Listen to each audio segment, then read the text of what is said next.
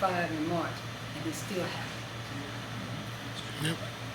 We gotta do something. And I guess I'm gonna compare apples to oranges. When I think about the two situations that we just witnessed not long ago, Tyree Nichols and the other young man that was on the ground with his knee on the neck. The George situation- Floyd.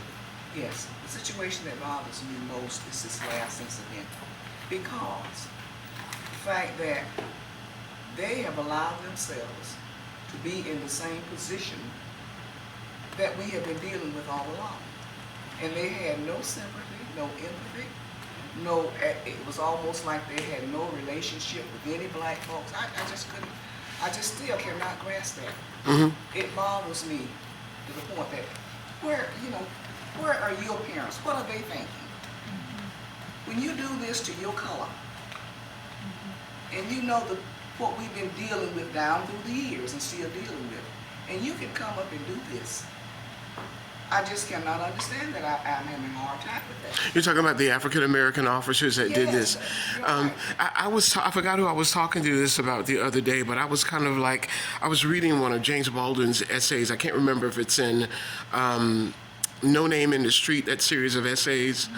It might have been, but he talks about growing up, it might have been The Fire Next Time. He talks about growing up in Harlem as a kid and how when it came to the officers, the white officers, they didn't really have to worry about them because they knew that they didn't live there and they were going to go back and do their thing. The thing that concerned them were the black officers that were walking down the streets, because it's like they felt they had something to prove in that uniform, you know? It's a larger thing to discuss. It's a larger thing. It is, and Yeah. the fact that they were in the black neighborhood, I Yeah. don't think they would have gone in the other neighborhood. Oh yeah, I hear you. I hear you. That's They put them there, they plant them there, and they know no better than to act out. and they were part of some sort of a group, the Scorpions, or yeah. So I don't know. That's a tricky discussion, because I mean we all. And I know, and I can say we all without a problem. We all know when something pops up on the news, the first thing that pops up in my mind, Lord, please don't let it be one of us. You know what I mean? Please don't let it be one of us. You know what I mean? It's the first thing that pops up. I'm serious, and seeing that, it was kind of like, oh, somebody's gotten beaten. I was like, oh man, another brother got beat. And then you see all these black faces. I'm like, whoa. That didn't make sense. And who you telling? Who you telling? This doesn't make sense.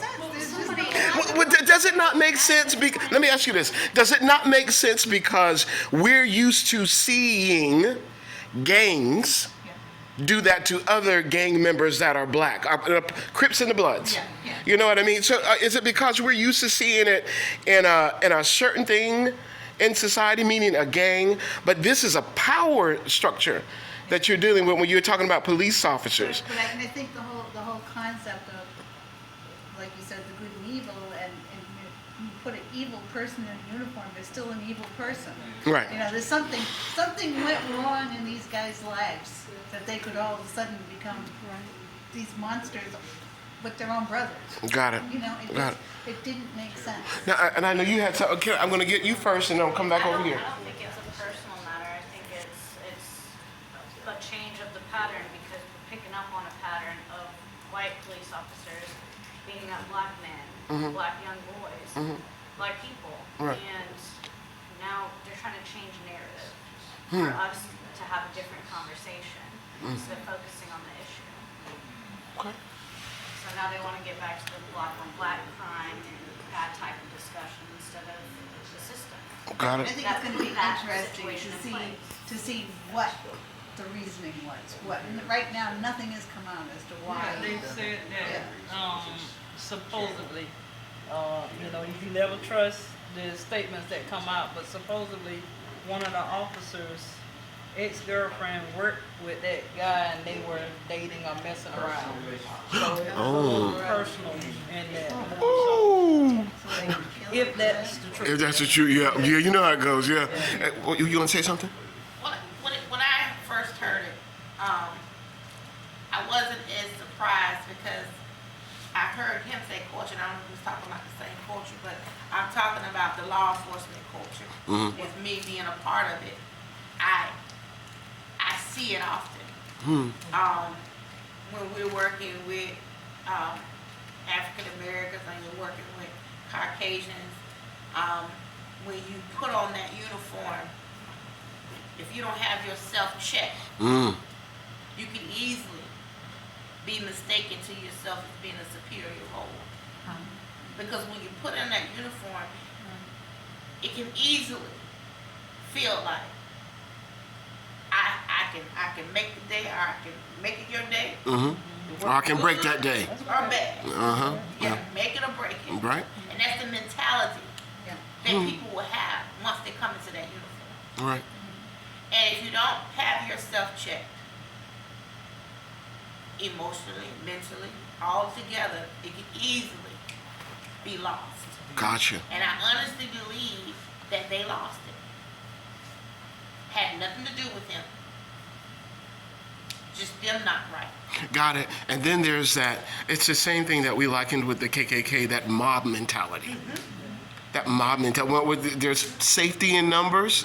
So if I got my gang of boys there with me, boom, we're going to go at, yeah. It's that weird, They face it. it's that weird human dynamic. Reality Yeah. of what happened. You were going to say something? I can't remember. Okay. Conversation get too good for you. All right. Anybody else? All right. Thank you, everybody, for coming out today. Oh, no problem. And I'll send all this to Keith. Everybody tell Keith, thank you, Keith. Thank you. One more time so I can get everybody in the room. Yeah. Excellent, excellent.